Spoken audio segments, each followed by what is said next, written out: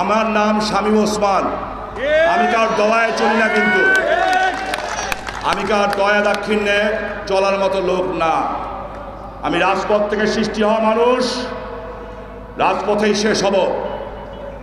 যেই প্রশ্ন আজকে সাংবাদিক ভাইরা করেছেন, সেই প্রশ্নের উত্তর নারায়ণগঞ্জের প্রশাসনে যারা আজকে একজনকেও এখানে আসতে দেন নাই কিংবা আসেন নাই কেন, এই প্রশ্ন যদি এইখানে করি তাহলে আপনারা ভাববেন নারায়ণগঞ্জই করেছি।